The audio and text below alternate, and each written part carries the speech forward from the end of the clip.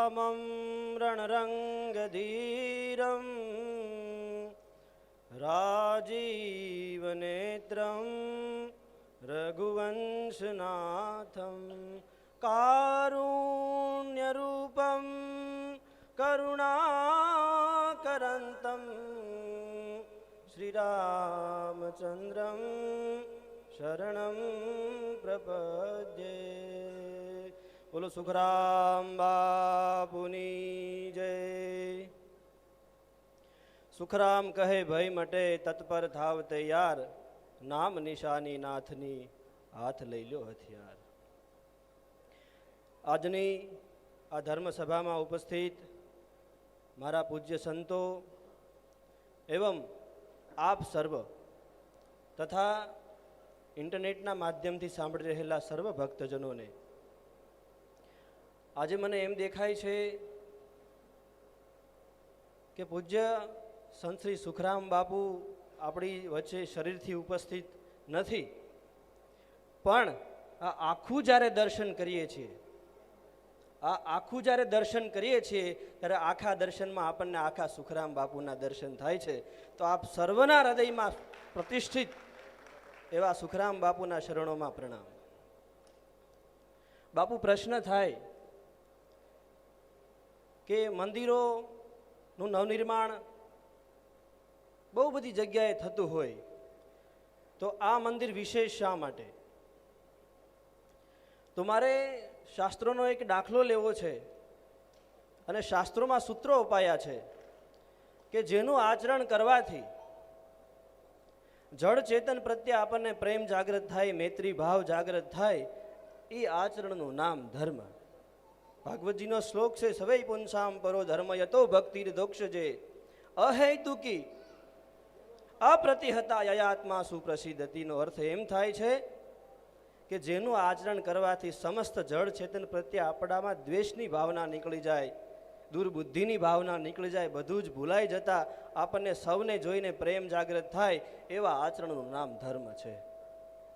પણ મારે વિશેષ રૂપે એમ કહેવું છે કે જ્યારે ત્યારે દ્વાપરનો સમય હોય અને આપણી વચ્ચે ભગવાન શ્રી કૃષ્ણ પ્રગટ થાય અને આપણા જીવનની એક નવી ગીતા જેવું શાસ્ત્ર આપી અને જીવનની નવી દોરી આપણને આપતા હોય કે આપણી સામે પ્રગટ કરતા હોય, કે ત્રેતાયુગનો સમય હોય અને ભગવાન શ્રી રામચંદ્ર આપણી સામે કરુણા ભાવરૂપે પ્રગટ થઈ અને માનવ જીવનની દોરીનો સંચાર કરતા હોય, જે તે સમયે રામદેવજી મહારાજનું પ્રગટ થવું કે અન્ય સંતોનું કે મહાપુરુષોનું પ્રગટ થવું, પણ વર્તમાન સમયે શાસ્ત્રોમાં એવું કહેવાયું કે વિચાર ગમે એટલો ભલે ઊંચો હોય પણ જો એને આચરણમાં ન લાવી શકાય તો એને આપણે ધર્મ કહેતા નથી। સનાતનની વ્યાખ્યા છે, વિચાર ગમે એટલો ઊંચો હોય, ગમે એટલો મોટો હોય, પણ એને જો આચરી ન શકાય, એને જો જીવનના હરેક મુમેન્ટમાં જીવી ન શકાય તો એને આપણે ધર્મ કહેતા નથી। તો આ મંદિર શા માટે વર્તમાન સમયની જરૂરિયાત છે કે આ સુખરામ બાપુનું પ્રગટ થવું, એમનું અવતરણ થવું કે એમનું આપણી વચ્ચે અવતાર રૂપે પ્રગટ થવું, સમસ્ત જ્ઞાતિઓને જે વિચાર પોતાની વિચારધારામાં સમાવી લે, બહુ હાર્દ છે વાક્યમાં કે સમસ્ત જ્ઞાતિઓની કે સમસ્ત સંપ્રદાયોની કે સમસ્ત ઈશ્વરની વિવિધ પૂજા પદ્ધતિઓને પોતાના એક વિચારની અંદર જે સમાવી લે, એવું સ્વરૂપ આપણા સંત શ્રી સુખરામ બાપુનું સુખવિલાસમાં પ્રગટ થયેલું સ્વરૂપ છે। એટલા માટે વર્તમાન સમયની શું જરૂરિયાત છે કે માનવના મનની વચ્ચે કે હૃદયની વચ્ચે જે ભેદની દિવાલો ઊભી કરે છે એને અભેદ કોણ કરે, અને એને જે અભેદ કરે ને એને જ આપણે વર્તમાન સમયનો અવતાર કહેવો જોઈએ। વર્તમાન સમયે જેને આશરી શકાય, વર્તમાન સમયે જેને જીવનમાં લાવી શકાય, એને જ આપણે અવતાર કહી શકાય। તો મારે એમ કહેવું છે કે બાપુનું આ સ્વરૂપ સુખવિલાસ રૂપે કે અજાસક વ્રત રૂપે આપણી સામે પ્રગટ થવું, અજાસક એટલે કે માંગવું નહીં, જાસવું નહીં, યાસવું નહીં, કેવળ અને કેવળ આપવું, લીધા વગર આપવું, મેં ગઈ વખતે પણ કીધું કે લીધા વગર અપાય એવું આ દુનિયામાં એક જ તત્વ છે, એને આપણે ઈશ્વર કહીએ છીએ, કે એને આપણે બ્રહ્મ કહીએ છીએ. પડદે રહીને વાલો પોષણ કરાવે, જગતનો એ જીવાડનારો. બાપુનું પદ છે આપણી સામે. આ મંદિરમાં શા માટે આપણે તન મન ધનથી સમર્પિત થવું જોઈએ? કારણ કે બાપુ ખાલી નહીં યાચવું એમ નહીં, પણ બાપુ એમ કીધું કે દિન પ્રતિ દિલથી દુબજાને ટાળી અને નેશળ નામ રટી લેવું. આપણે દિનને જોઈને એમ કહીએ એ તો એના કરમ ભોગવે છે. બાપુ એમ કહેવાની મનાઈ કરે છે, જો તું આ પરંપરાનો માણસ છે તો એવું ક્યારેય ન કહી શકે કે એ એના ખરાબ કર્મનું ફળ ભોગવે છે. નહીં, બાપુ એમ કહે છે કે દિન પ્રતિ દિલથી, ખાલી વાણીથી, ખાલી ભાષાથી નહીં, દિન પ્રતિ દિલથી દુબજાને ટાળી નેશલ નામ રટી લેવું.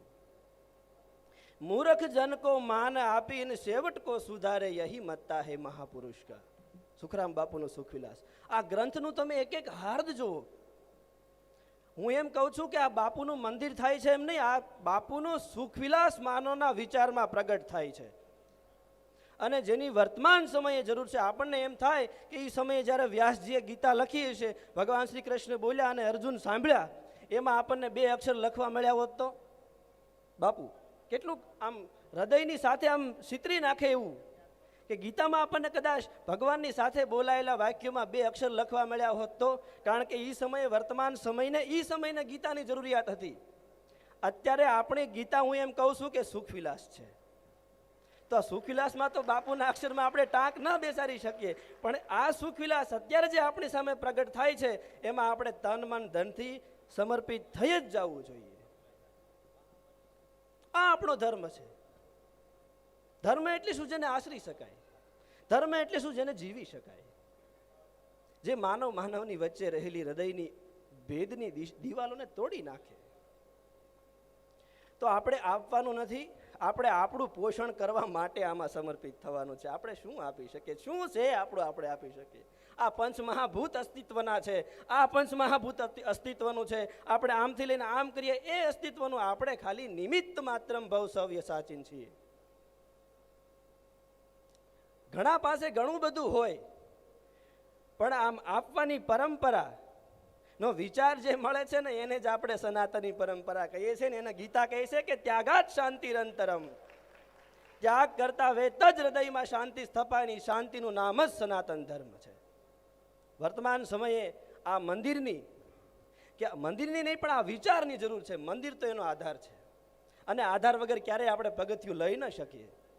આધાર મજબૂત હોય ને એ વિચાર ફાલે ફૂલે. અને કોઈ પણ સંપ્રદાય, કોઈ પણ વિચાર હોય, પોતાના ગ્રંથના પાયા ઉપર જ ઊભો હોય. ગ્રંથ જેનો મજબૂત, જેનો વિચાર મજબૂત, જેનો આચરણ મજબૂત, એ જ હંમેશા વર્તમાન સમયના અવતાર રૂપે પ્રગટ થતો હોય છે. આચરણ સિવાય કંઈ નથી જીવનમાં. હું તમે આવ્યા ગયા, લાખો વહી ગયા, કોઈના અહીંયા નામ નથી, કોઈને ખબર નથી બાજુમાં કોણ રહે છે. પણ જે વિચાર આપણા જીવનની દોરી હાંકે છે ને એને આપણે અવતાર કહીએ તો એ દોરીએ આપણે જૂતી જવું જોઈએ. ને આપણે નાગરવેલના પેલા પાનના જેમ તોરણ બની જઈએ ને તો અવતારમાં આપણે ગીતામાં 2 અક્ષર લખ્યા કે સુખવિલાસમાં 2 અક્ષર લખ્યા બરોબરનું મહાન કાર્ય આપણાથી થઈ જાય.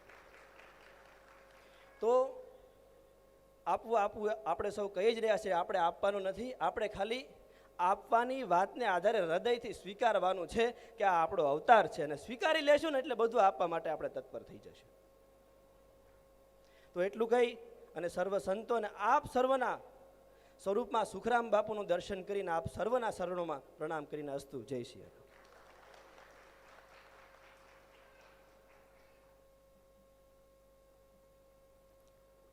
ધન્યવાદ. પુનઃ એક વખત પ્રેમથી પૂજ્ય શ્રી અભયરામ બાપુને આપણે વધાવી લઈએ.